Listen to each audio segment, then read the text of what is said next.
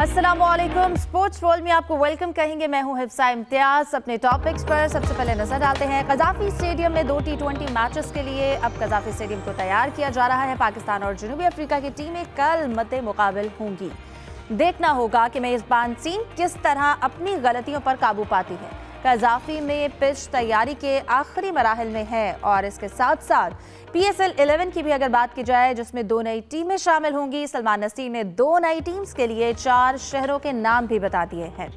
Australia में एक बार फिर अफसोसनाक वाकया पेश आ गया है। 17 साला क्रिकेटर गर्दन पर गेंद लगने से जान की बाजी हार गया है। क्या प्रोटेक्शन का सामान नाकाफी है? और इसके साथ साथ PCB ने डोमेस्टिक कॉन्ट्रैक्ट का ऐलान कर दिया है और वुमेन वर्ल्ड कप में जनूबी अफ्रीका ने फाइनल में पहुंचकर कमाल कर दिया है, जबकि दूसरा सेमीफाइनल इस वक्त खेला जा रहा है इंडिया और ऑस्ट्रेलिया के दरमियान। और बहरीन में जारी यूथ गेम्स में पाकिस्तान की कारकर्दगी कैसी है, ये भी जानेंगे अपने इस प्रोग्राम में। इन तमाम टॉपिक्स पर गुफ्तगू करने के लिए मेरे साथ स्टूडियो में मौजूद हैं जाहिद मकसूद साहब, मोहम्मद यूसुफ अंजुम और हमारा साथ दे रहे हैं सलीम खालिद साहब भी। आप तीनों को वेलकम कहूँगी। उम्मीद करती हूँ आप तीनों खैरियत से होंगे। सलीम साहब, आपसे आगाज़ करती हूँ। अब दूसरे T20 के लिए मैदान लाहौर में लगेगा और पाकिस्तानी टीम को सीरीज़ में वापसी के लिए अपना ये अगला मैच जो कि जुमे को खेला जाएगा, ये जीतना बहुत ज़्यादा ज़रूरी है। आपको लगता है बाबर आजम की अगर बात करें, उनके शहर में, उनका ये आबाई शहर है, यहाँ पर वो खेलेंगे, यकीनन उनके फैंस भी हैं यहाँ पर, और इसके साथ साथ जो मैच में आपको लगता है कि कोई चेंजेस हो सकती हैं या चेंजेस करनी चाहिए, और अगर चेंजेस का सवाल उठता है तो क्या ये टीम के एतमाद में कमी नहीं? बाबर की आपने पहले बात की, हिफ्जा बाबर पे बात करते हैं क्योंकि हर जगह उनके फैंस मौजूद हैं। ना सिर्फ ऐसा नहीं है कि लाहौर उनका होम ग्राउंड है तो वहाँ पर उनके बहुत फैन हैं। आप देखें पेशावर जब वो एग्जीबिशन मैच खेलने के लिए गए थे तो कितने लोग उनको सिर्फ देखने के लिए आए थे। पिंडी में आप देखें, अब वो जो शाहिद आफरीदी के साथ पहले होता था ना कि आफरीदी आउट होते थे लोग चले जाते थे, अब वैसा बाबर के साथ है। लेकिन बदकिस्मती से वो परफॉर्म नहीं कर पा रहे और उनके शायकीन जो उनके मद्दा हैं बड़े मायूस हो रहे हैं। बाबर की एक बड़ी इनिंग की बात है, लेकिन वो बड़ी इनिंग भी अब सालों हो गए अब जिसका इंतज़ार कर रहे हैं, और मुझे जो लग रहा है वो कॉन्फिडेंस लेवल जो है उनका वो बिल्कुल ज़ीरो हुआ हुआ है। मेन चीज़ देखें, कॉन्फिडेंस होता है। आप एक रोड भी पार कर रहे हो, अगर आपको एक एतमाद ना हो, आप आधे घंटे तक खड़े रहेंगे अगर कोई गाड़ी टक्कर ना मार दे। यही होता है अभी जैसे बाबर के साथ है कि जो खेलने के लिए जाते हैं तो एक बाबर पहले एक चेहरे पे लग रहा होता था कि यार कॉन्फिडेंस है और वो आते ही डोमिनेट करेगा, और बॉलर्स भी यही सोचते थे कि यार ये बाबर आ गया अब क्या करें। लेकिन अब बाबर आते हैं तो एक चेहरे से ही उनके लग रहा होता है थोड़ा घबराए हुए हैं। जैसे आप पहला मैच देखें जो उन्होंने कैच ड्रॉप किया, उस वक्त उनका चेहरा अगर आप देखते तो लग रहा था बिल्कुल हवाइयाँ उनकी उड़ी हुई थी। अब देखें अपने तौर पर तो वो कोशिश कर रहे होंगे, लेकिन अब ये बोर्ड का भी काम है, कोचेस का भी काम है, जो उनके क्लोज लोग हैं उनको चाहिए कि उनके साथ बैठें, पूछें कि यार मसला क्या है और वो मसले हल करने की कोशिश करेंगे। स्किल वाइज तो मसला मुझे लगता नहीं है कोई बाबर जैसा जो बैटर है। पाकिस्तान को बड़े अरसे बाद कोई इतना ज़बरदस्त एक स्टार मिला है जिसकी वजह से हमें लग रहा था कि यार ये बहुत रिकॉर्ड तोड़ेंगे, बहुत नाम बनाएंगे। रिकॉर्ड्स वगैरह तो तोड़े थे, लेकिन जितनी तेज़ी से वो ऊपर गए थे उतनी तेज़ी से वो नीचे आ रहे हैं, जो हमारे लिए थोड़ा एक अजीब सी बात है क्योंकि हमें उस तरह का टैलेंट मिल नहीं रहा जिससे हमें उम्मीद होती है। साइम से उम्मीद थी, वो उम्मीदों पर पूरा नहीं उतर रहे, और बाबर भी इस तरह जा रहे हैं। इसी वजह से हमारी जो ओवरऑल परफॉर्मेंस है वो नीचे आई है। लोग कहते हैं यार खाली बाबर क्यों, बाबर ही क्या करे, क्योंकि बाबर जो सबसे अच्छा होता है उससे सबसे ज़्यादा उम्मीदें होती हैं, तो वो सबसे ज़्यादा अच्छे हैं, इससे सबसे ज़्यादा उम्मीद है। अब यही हम ये तवक्को रख सकते हैं कि वो इस लिहाज से भी तो रिलैक्स हो जाएंगे कि ठीक है एक्सपेक्टेशंस ही नहीं है, हम पे उस तरह की जिम्मेदारी नहीं है। टीम बनाई इसलिए जाती है कि तमाम जो खिलाड़ी हैं वो अपना अपना जो रोल है वो अच्छे से प्ले करें। बिल्कुल ऐसे ही है, लेकिन बदकिस्मती से हमारे यहाँ जो अभी सिस्टम चल रहा है उसमें अब ये नहीं होता कि यार ये बंदा इतने मैच में नाकाम है तो चलो उसको ड्रॉप कर दें। देखें रीसेंट मिसाल साइम की भी है, हसन की भी, वो कहते हैं चलो बॉलिंग करता है, बॉलिंग में विकेट ले रहा है, लेकिन जो असल काम है वो नहीं हो पा रहा। स्पिनर्स तो हमारे पास और भी मौजूद हैं। तो अब ये एक इशू सामने आ रहा है कि हमारे जो प्लेयर्स जो खेल रहे हैं, पहले हम ये सोच रहे थे कि बाहर उनसे नहीं खेला जा रहा है, लेकिन अब जब पहला मैच हमारा जो हुआ हमारे पिंडी में, उससे हमें आइडिया हुआ कि यार ये तो अपने ग्राउंड में भी शेर नहीं है। हमें लग रहा था पिंडी में ये सारे ब्रेडमैन बन जाएंगे, ये तो पिंडी में भी ऐसे ही नज़र आए कि इनसे खेला ही नहीं जा रहा था इतना। तो ये अब मसला क्या है, बहुत है, पेशेंस ख़त्म होता जा रहा है आवाम का भी। वर्ल्ड कप आने वाला है, या तो फिर हम वही उम्मीद रखें जो वुमेन टीम के साथ हुआ है कि 8 टीमों में सबसे आखिरी नंबर पे 8वें नंबर पर आई है, क्योंकि वर्ल्ड कप में ज़ाहिर अच्छी टीमें भी आपको मिलेंगी। यहाँ हम अफ़गानिस्तान को या इधर उधर बांग्लादेश को, जिम्बाब्वे को, इनको हरा के हम लोग थोड़ा खुश हो रहे थे। तो ये चीज़ ज़रा थोड़ा ख़त्म करनी पड़ेगी, बड़ी टीमों को भी हराना पड़ेगा। बड़ी टीमों को हराने के लिए परफॉर्मेंस हमारी बेहतर होनी होगी, और परफॉर्मेंस बेहतर हो नहीं रही। ये एक बहुत बड़ा लम्हा फ़िक्रिया है। सिर्फ इस वर्ल्ड कप की अगर बात करें, इससे पहले अगर हम देख लें जितने भी बड़े इवेंट हुए, हमारी टीम बहुत पीछे जाती जा रही है, हमारी क्रिकेट बहुत पीछे आ रही है, जिस पे बहुत सारे लोग अक्सर ये बात करते हैं कि यार ये हॉकी वाला हाल है। लेकिन हॉकी वाला हाल जब तक पैसा है क्रिकेट में नहीं होगा, लेकिन परफॉर्मेंस का मेयार तो बढ़ाना चाहिए ना। लेकिन बिल्कुल परफॉर्मेंस का मेयार बढ़ाना चाहिए जाहिद साहब। फिर हम गलतियों का जिक्र करते हैं कि ये भी होना चाहिए, वो भी होना चाहिए। हम हर मैच में हारने के बाद कहते हैं कि हम अपनी गलतियों से सीखेंगे, लेकिन कौन सिखाएगा और हम क्या सीख रहे हैं? हम कब तक एक्सपेरिमेंट्स के नाम पर अपनी गलतियाँ दोहराते रहेंगे? देखें इफ्ता, एक तो जो आपने शुरू में कहा इंट्रो में, थोड़ा सा इन्फॉर्मेशन के लिए बता रहा हूँ। वैसे तो जो हमारे क्रिकेटर्स होते हैं और सुपरस्टार होते हैं, इनका ना सिर्फ पूरा पाकिस्तान है बल्कि पूरी दुनिया होती है, क्योंकि मद्दा होते हैं, फैंस होते हैं जगह जगह पे इनके। लेकिन जहाँ तक आपने कहा बाबर आजम का शहर लाहौर है, तो ये कप्तान सलमान आगा का शहर भी है जी। तो दोनों पर काफ़ी जिम्मेदारियाँ हैं। कम अज़ कम चलें, बाकी शहरों में ना सही, रावलपिंडी में ना सही, यहाँ अच्छी परफॉर्मेंस दिखाएं। जहाँ तक आपने कहा गलतियों से कैसे सीखेंगे, तो किस गलती की निशानदेही की जाए। जब से टीम एशिया कप से आई है, वहाँ हालांकि पाकिस्तानी टीम फाइनल में पहुँची है, लेकिन 3 मुल्की सीरीज़ के बाद जिस किस्म के खेल का मुजाहरा किया इंडिया से, ज़ाहिर तीनों मैच हम हारे, और फिर हम हर मैच को कहते हैं जी क्लोज जाके हारे। और यहाँ पे जैसा रावलपिंडी में मैच खेला, तो बात फील्डिंग की जाए, बैटिंग की जाए, या बॉलिंग की जाए, या कप्तानी की जाए, किस शोबे की बात की जाए। और इसलिए जो है पूरी टीम को ही जैसा कि आपने कहा गलतियों से कौन सीखेगा और कौन इनको सिखाएगा। तो माइक हैसन आए हैं, देखना तो ये था कि आपके प्लेयर जो है, जो एक मॉडर्न डे क्रिकेट या नया ट्रेंड, उससे बाहर भी निकलें, कम अज़ कम पिच पे रुकना तो सीखें। इसी तरह से हमारे बॉलर्स थे, मैं पहले भी कह चुका हूँ, आज भी मेरा यही मौक़िफ़ है कि इस सीरीज़ में शाहीन अफरीदी को रेस्ट कराना चाहिए था। अगर शाहीन अफरीदी ख़ुद खेलना चाहते हैं तो ये फ़ैसला प्लेयर ने तो नहीं करना।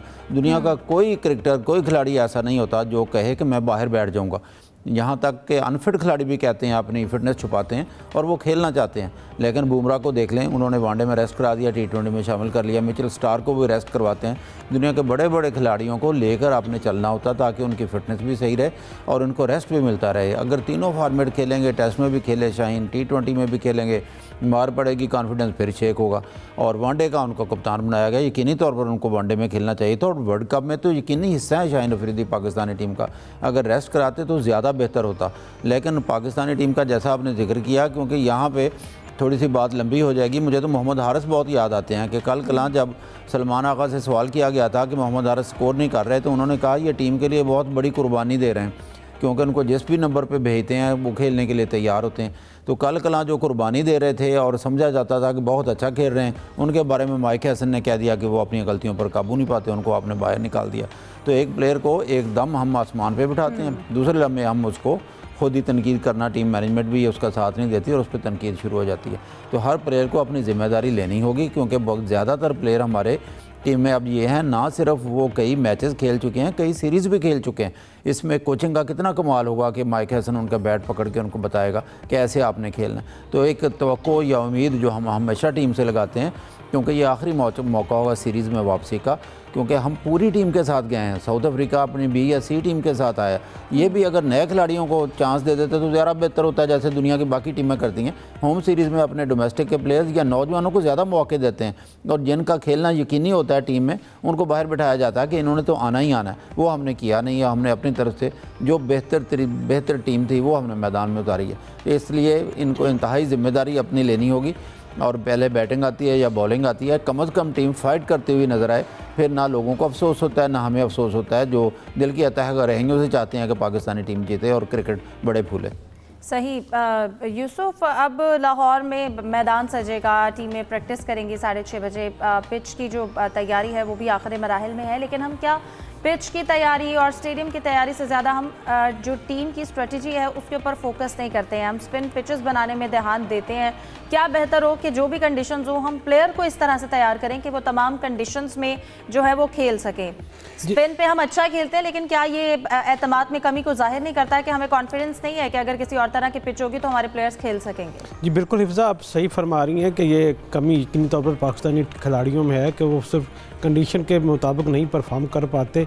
अब थोड़ी सी बेहतरी मेरे ख्याल में पाकिस्तान की टीम में हम कल दिखाई देंगे, क्योंकि जो लाहौर की कंडीशन वो कदरे मुख्तलिफ है पिंडी की कंडीशन से।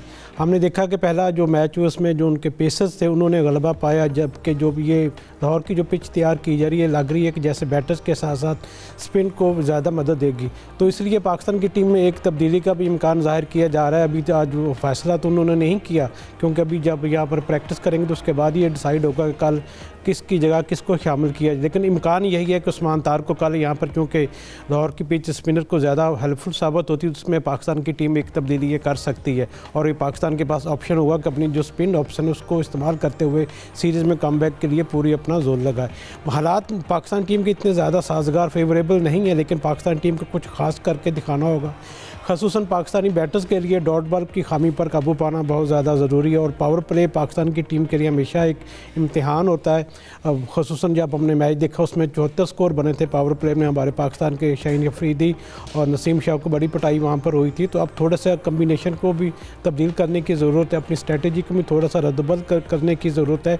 और बाबर आजम का बार बार सवाल होता है, लोग पूछते हैं कि बाबर आजम क्यों नहीं कर पा रहे। तो मेरे ख्याल में बाबर आजम को थोड़ा एतमाद देना चाहिए कप्तान और कोच की जानिब से कि ठीक है आप पर कोई पाबंदी नहीं कि आपने जाते ही हार्ड हिटिंग करनी है, आप सिर्फ 20 ओवर्स विकेट पर खड़े रहें, अपनी मर्ज़ी से खेलें। अपनी जो स्ट्रोक समझते हैं कि आप उसको बाउंड्री के पार पहुंचा सकते हैं वो आपकी स्वाबदीद होना चाहिए, ना कि टीम की ज़रूरत के तहत। आप अपना खेल खेलें, अगर आपको एक अच्छी न्यूज़ मिलती है फिर से जो फॉर्म उनकी है वो भी खोई वापस आ सकती है। तो मेरे ख्याल में थोड़ा सा पाकिस्तान क्रिकेट टीम को नई समझदारी के साथ अच्छी प्लेइंग 11 के साथ मैदान में उतरने की ज़रूरत है। इतने मुश्किल नहीं है इसकी साउथ अफ्रीका की टीम को हराना, सिर्फ थोड़ा सा बेहतर प्लानिंग और कम्बिनेशन के साथ मैदान में उतरना पड़ेगा और उसके साथ आपको फील्डिंग में भी खासी बेहतरी की ज़रूरत है अभी तक। बिल्कुल, तमाम शोबों में बेहतरी की गुंजाइश है और बेहतरी होनी भी चाहिए। उम्मीद करते हैं कि पाकिस्तान अपने कल के मैच में सीरीज़ में वापसी मुमकिन बना सके। अपने अगले टॉपिक की जाने बढ़ते हैं। सलीम साहब, आपसे जानना चाहूँगी, सलमान नसीर की जानिब से 2 नई टीम्स जो हैं PSL में उनके हवाले से बताया गया है, उन्होंने 4 शहर बताए कि इनमें से वो टीम होगी। आपको लगता है मज़ीद 2 नई टीमें, फैसला किन बुनियादों पर हुआ है और इसके साथ साथ ये PSL के जो माली दबाव है उसको किस हद तक बढ़ा देगा या कम करेगा? देखिए, शुरू से ही ये तय था कि 10 साल का जब कॉन्ट्रैक्ट ख़त्म होगा मौजूदा फ्रेंचाइज का तो 2 नई टीमें आएंगी। तो अब 10 साल का कॉन्ट्रैक्ट ख़त्म हो चुका है, वैल्यूएशन भी हो चुकी है। अब वो वैल्यूएशन की बिना पर जो अभी मौजूदा टीमें हैं 6, इन सब की फ़ीस बढ़ेगी। अब कितनी फ़ीस बढ़ेगी? जो जितनी मशहूर टीम जिसने जितना नाम कमाया, जिसके जितने फ़ैन, उसको सबसे ज़्यादा फ़ीस उसकी बढ़ेगी, उसको सबसे ज़्यादा नुकसान होगा। और जिस टीम ने नाम नहीं कमाया, जो पीछे रही, उसकी फ़ीस कम बढ़ेगी। लेकिन जो पैसा है वो सबको ये बराबर मिलता है। 95% जो सेंट्रल पूल में से आते हैं वो सबको बराबर मिलते हैं। जैसे 1 अरब अगर फ़ायदा हुआ है तो उनको सबको आप समझ लेंगे 6 में 95% वो डिस्ट्रीब्यूट हो जाएगा। तो फाइनेंशियल मॉडल तो ये देखने में ही लगता है कि गड़बड़ है। लेकिन अब होता ये है कि जी एक है मतलब फाइनेंशियल मॉडल में 6 टीमों को आप जो पैसे दे रहे थे, अब उसमें 2 और हिस्सेदार आ जाएंगे। 2 और हिस्सेदार आ जाएंगे, बोर्ड को तो फ़ायदा है, बोर्ड को पैसे मिल जाएंगे, नई टीमों की भी और पुरानी टीमों की जो फीस बढ़ गई वो भी। लेकिन जो सेंट्रल पूल है उसको बढ़ाना होगा। असल चीज़ जो है वो ये है, अब जैसे कल इन्होंने टाइटल स्पॉन्सरशिप का कॉन्ट्रैक्ट किया, अच्छा होगा यकीनी तौर पे। टेलीविज़न राइट्स हैं उसको और ज़्यादा महंगे बेचें, और ज़्यादा कमर्शियल जो कॉन्ट्रैक्ट्स हैं वो करें, ताकि जो सेंट्रल पूल है सपोज़ अगर 1 अरब था तो वो 2 अरब हो, ताकि फिर जो 2 नई टीमें आई हैं उनको भी हिस्सा मिले और जो जिन्होंने ज़्यादा फीसें जिनकी बढ़ गई हैं 2 गुना 3 गुना जितनी भी हो रही है उनके भी प्रॉफिट हो। क्योंकि देखिए अभी तो चीखें मार रहे हैं ना मुल्तान वाले, इसीलिए कि 1 अरब 8 करोड़ रुपए सालाना वो फीस देते और 70 करोड़ कुछ एक सेंट्रल पूल से अगर आते, उसके बाद जो प्लेयर्स के मुआवजे हैं और जो रहने के आने जाने के वो सब खर्चे निकालते तो काफ़ी लॉसेस हो जाते, तो इसीलिए वो चीखें मार रहे हैं। तो अब PCB को करना यही होगा कि जो ये कमर्शियल एक्टिविटीज़ हैं, कमर्शियल जो कॉन्ट्रैक्ट्स हैं, वो ज़्यादा महंगे दामों बेचने पड़ेंगे ताकि ये हो। क्योंकि देखिए पीसीबी के पास सोने का अंडा देने वाली 2 मुर्गी है। एक मुर्गी आईसीसी की है और एक है ये पीएसएल। एक आईसीसी वाली मुर्गी है, वो कमज़ोर होने वाली है। मैं बता रहा हूँ, वजह यह है कि इंडिया के जो 2 बड़े चैनल थे जो आपस में लड़ते थे, जिसकी वजह से टेलीविज़न राइट्स महंगे हो जाते थे, उन्होंने मर्ज कर लिया। मर्ज करने की वजह से जो अगले साइकिल के टेलीविज़न राइट्स बिकेंगे वो 50% होंगे। तो उसका नुकसान ये होगा कि अगर आईसीसी को टेलीविज़न राइट्स से मिल रहे थे सपोज़ 1 करोड़, और उसके बाद वो सारे मेंबर्स को बांटता था पैसे, वो हो जाएंगे अब 50 करोड़। तो जब ये 1 करोड़ है तो उसके आधे 50 लाख। मैं एक मिसाल दे रहा हूँ, ऐसा फिगर तो बहुत आगे है। तो उसका नुकसान सारे जो मेंबर बोर्ड है उनको होगा, उनको जो शेयर मिल रहा है वो कम होगा। तो यानी आईसीसी वाली जो मुर्गी है आपकी वो कमज़ोर होगी। अब आ जाए आप दूसरी तरफ पीएसएल जो है, इसमें हम लोग जिस तरह सुनने में आ रहा है कि फ़ीस वगैरह इतनी बढ़ने वाली है कि सारे ओनर्स अभी चीखें मारने वाले। तो उसके बाद काफ़ी ये इश्यूज हो सकते हैं, क्योंकि देखें फीस उतनी रखनी चाहिए जो नेचुरल हो, वरना फिर मुल्तान सुल्तान की तरह होता है कि एक टीम पहले ही भाग गई थी, दूसरी भागने की तैयारी कर रही है। अगर बहुत ज़्यादा फीसें बढ़ा दी, शौक में कुछ लोग शुरू में तो आ जाते हैं, 2 साल नुकसान होता है ना, तो फिर वो कहते हैं यार किसी तरह जान छोड़ा। जी, मेंटेन करना मुश्किल होता है। जाहिद साहब, इसके साथ साथ 2 नई टीम्स हैं, लेकिन हम क्योंकि टैलेंट भी ढूंढना चाहते हैं, तो 2 नई टीम्स आने से जो यहाँ के मकामी खिलाड़ी हैं उनको मौके मिलेंगे, या फिर बैनुल-अक़वामी स्टार्स को ही उनकी दौड़ें लगवाई जाएंगी, उनको बाहर से बुलाया जाएगा? ये कितना बेहतर होगा? देखें, ये तो खैर पहले भी है, आपको याद होगा कोयटा ग्लैडिएटर है, तो उसमें कोयटे के खिलाड़ी कितने हैं? और ज़्यादातर तो बाकी मुल्क के खिलाड़ी हैं, कराची के हैं और इधर के खिलाड़ी हैं। और जहाँ तक आपने 4 शहरों का जिक्र किया, तो सलमान नसीरी ने जो 4 शहरों के नाम लिए थे वो फैसलाबाद है, सियालकोट है, रावलपिंडी है और हैदराबाद है, कि ये 4 नाम हैं। इन चारों नामों में से 2 नाम जो हैं कोई भी ना कोई सिलेक्ट किए जाएंगे और इन दोनों के नामों पर वो टीमें होंगी। जैसा सलीम खालिक साहब बता रहे थे कि वो डिसाइड तो इससे पहले था कि दोनों 2 टीमें नहीं आएंगी, और ख़ास तौर पर उन्होंने 2 वेन्यूज़ का भी जिक्र किया कि उसमें इजाफा का इम्कान है, जिसमें एक फैसलाबाद है और दूसरा शायद पेशावर है। उसकी क्लियरेंस की भी ज़रूरत होगी, जो इमरान खान स्टेडियम वहाँ बना हुआ है। तो इस तरह से 2 वेन्यूज़ में का भी इजाफा हो जाएगा। लोगों को इंतज़ार होता है पीएसएल का, गैर मुल्की खिलाड़ी तो आना ही है, लेकिन यकीनी तौर पर अगर प्लेयर्स के हवाले से देखा जाए तो ये अच्छी बात है कि 2 टीमें नए ही आने से नए जो है क्रिकेटर्स या नए प्लेयर्स को भी चांस मिल जाएगा पीएसएल खेलने का। सही। यूसुफ, आप इस हवाले से कुछ ऐड करना चाहेंगे? देखें, पीएसएल जो नया 2011 से शुरू होगा, इसका जो सीज़न शुरू होगा, इसमें मसाइल ज़्यादा होंगे पाकिस्तान के हवाले से, ख़ुसूसन टीमों को, क्योंकि पहले 6 टीमें थी, अब टीमें ज़्यादा उसकी तादाद हो जाएगी। तो आप देखेंगे हमारे पास जो मार्केटिंग का, जो स्पॉन्सरशिप का जो वैल्यू है वो इतनी ज़्यादा नहीं है। पहली जो टीम ओनर हैं वो ये अपने मालकान परेशान रहते हैं, उनको जो स्पॉन्सर हैं वो मुकर्रर जो उनकी फ़ीस है उसके मुताबिक नहीं मिल रहा है और उनको वो नफ़े में नहीं जा रहे। तो अब सवाल ये पैदा होता है कि पाकिस्तान में इतने ज़्यादा चूँकि मार्केटिंग के जो मौके इतने ज़्यादा लोगों को हासिल नहीं है, बड़ी बड़ी कंपनियाँ नहीं हैं कि जैसा कि हम उसको मुकाबला करते हैं इंडिया के साथ, तो IPL से हमेशा उसको मुआवजा किया जाता है पाकिस्तान सुपर लीग का। लेकिन यहाँ पर मसाइल कुछ ज़्यादा, पाकिस्तान क्रिकेट बोर्ड को मेरे ख्याल में वहाँ पर भी तवज्जो देनी चाहिए। अब टीमों की आप ठीक है मालियत तो बढ़ा रहे हैं, प्लेयर्स के मुआवजे भी बढ़ा रहे हैं, लेकिन स्पॉन्सरशिप भी कैसे आएगी वो उसके लिए आपको थोड़ी सी अट्रैक्शन लानी पड़ेगी। अब ठीक है, आपने स्पॉन्सर जो टाइटल स्पॉन्सर के साथ मुआहदा कर लिया पीसीबी ने तो पैसे कमा लिए, लेकिन सोचना ये पड़ेगा कि जो टीमें जिनको वो ले रहे हैं, जिनकी वजह से वो अपना ये सारा मुआवजा उनको मिलेगा पीसीबी को, उनके लिए कुछ प्लानिंग करनी चाहिए ताकि ज़्यादा से ज़्यादा स्पॉन्सर पाकिस्तान टीम क्रिकेट में आए। पाकिस्तान क्रिकेट में जितना ज़्यादा और ख़ास तौर पर पीएसएल में पैसा आएगा उससे ज़्यादा पाकिस्तान की जो क्रिकेट वो बेहतर होगी। नौजवान खिलाड़ी भी चाहते हैं उनको मौका मिले। पहले अगर एक खिलाड़ी खेलता था, एक यंगस्टर था, इमर्जिंग प्लेयर था, तो मेरे ख्याल में थोड़ा उसको भी बढ़ाने की ज़रूरत है। कम से कम 2 खिलाड़ियों को मौका देना चाहिए, दोनों हर टीम में। तो थोड़ी सी अब तब्दीलियाँ करने से थोड़ा सा बेहतरी आ सकती है। उसके अलावा तो मेरे ख्याल में थोड़ा मसाइल पाकिस्तान की जो फ्रेंचाइजर उनको देखने को मिलेंगे। अगर पीएसएल को एक्सपैंड किया जाता है, आप समझते हैं कि मयार में कुछ कमी आने का खदशा है? देखिए, मयार में कमी नहीं है, मयार में ज़रूरियात जो हैं पीएसएल के हवाले से मालकान की, टीमों की, खिलाड़ियों की, के मुआवज़ों में इजाफा किया जाए, प्लेयर ऑफ पूल्स को बढ़ाया जाए, सेंटर पूल को बढ़ाया जाए, तो वो पैसा आएगा कहाँ से? इस पर भी थोड़ा सा पाकिस्तान क्रिकेट बोर्ड को टीमों के ओनर के साथ मिलकर प्लानिंग करने की ज़रूरत है। प्रोग्राम में गुफ्तगू का सिलसिला आगे बढ़ाएंगे, लेकिन एक ब्रेक के बाद हमारे साथ रहिए।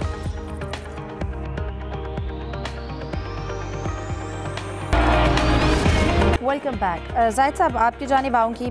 17 साल क्रिकेटर गर्दन पर गेंद लगने से जान की बाजी हार गया। यकीनन एक अफसोसनाक वाक़या है। क्या कहेंगे कि जो मौजूदा सामान है या तरीक़ाकार है वो नाकाफ़ी है, या इसके लिए अब कोई नए कवानीन और नया मेयार सेट करना चाहिए? देखिए, ये अफसोसनाक वाक़या मेलबर्न में हुआ है। इससे पहले भी आपको याद होगा 2014 में फिलिप ह्यूज जो उनके टेस्ट क्रिकेटर थे, वो डोमेस्टिक क्रिकेट खेल रहे थे। शेफील्ड शील्ड का मैच था जिसमें शान अबर्ट की गेंद उनके गर्दन पे लगी थी और उनकी डेथ हो गई थी। और इसके बाद जो है इक्विपमेंट जितने भी यहाँ सेफ्टी के उनमें काफ़ी हद तक इजाफा किया गया था, लेकिन इसके बावजूद बाज़ औक़ात थोड़ा सा इजी ले लेते हैं जो क्रिकेटर होते हैं। वो हेलमेट पहना हुआ था, मीडिया रिपोर्ट्स के मुताबिक ये जो बेन आस्टन लड़के की डेथ हुई है 17 साल की, लेकिन उसकी गर्दन जो है उसने जो नेक की प्रोटेक्शन के लिए वो नहीं पहना हुआ था। हालांकि अब तो यहाँ तक भी आ गए हैं कि अंपायर्स ने भी अपने बाजू पे पहने हुए होते हैं ताकि अंपायर की भी सेफ्टी हो सके। तो इंतहाई एक अफसोसनाक वाक़या है, और ये कोई पहला वाक़या नहीं है, बेशुमार ऐसे वाक़यात हैं। अगर हम माजी को देखा जाए तो क्रिकेटर जिसमें अनफिट होते हैं, ज़ख्मी होते हैं। शोएब अख्तर तो ख़ुद अपना वाक़या कई दफ़ा सुना चुके हैं, जो गैरी क्रिस्टन 2003 में 17 अक्टूबर को यहाँ वाक़या हुआ था कज़ाफ़ी स्टेडियम में, और हम भी एज अ जर्नलिस्ट कवरेज के लिए वहाँ पे मौजूद थे। गैरी क्रिस्टन जो है गिरे थे, उनकी गेंद जब सर पे लगी थी। इसी तरह से कई वाक़यात हैं। और उनके मार्क बूचर जो है बहुत अच्छे विकेट कीपर भी थे। बेल्स उनकी आँख में लगी, उनकी बिनाई भी गई, मुतासर हुई, और फिर उनको क्रिकेट भी छोड़नी पड़ी। तो प्रोटेक्शन जो है प्लेयर्स को खुद करनी चाहिए। इसमें एक बाकी खिलाड़ियों के लिए, दुनिया भर के क्रिकेटर के लिए एक सबक भी मिलता है कि इजी ना लें। जब हार्ड बॉल क्रिकेट खेलनी है तो इसमें जो है जितने भी इस वक्त इक्विपमेंट हैं, जो आपकी सेफ्टी मेजरमेंट्स हैं, वो पूरी करनी चाहिए। सही। सलीम साहब, आपकी जानिब आना चाहूँगी। कहिएगा, जो डोमेस्टिक का कॉन्ट्रैक्ट है उसका ऐलान किया गया, आप समझते हैं 3 माह ताख़ीर से इस कॉन्ट्रैक्ट का ऐलान किया गया है, खिलाड़ियों के साथ नाइंसाफ़ी नहीं?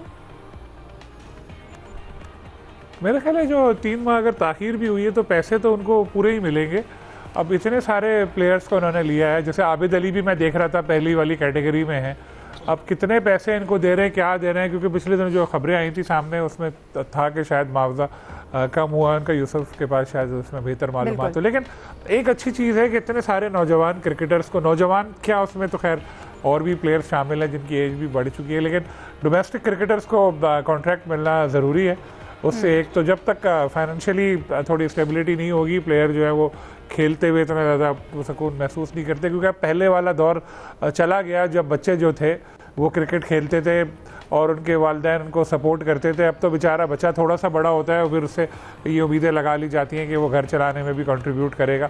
इसीलिए कितने सारे ऐसे क्रिकेटर हैं बेचारे जो हमें नज़र नहीं आते, जो कोई रंग कर रहा होता है और देख रहा होता है दूसरों को खेलते हुए हसरत भरी निगाहों से, कोई गाड़ी चला रहा होता है ड्राइवर बन के, वो देख रहा होता है। कितने ऐसे प्लेयर हैं बेचारे जो हर साल ज़ाया हो जाते हैं।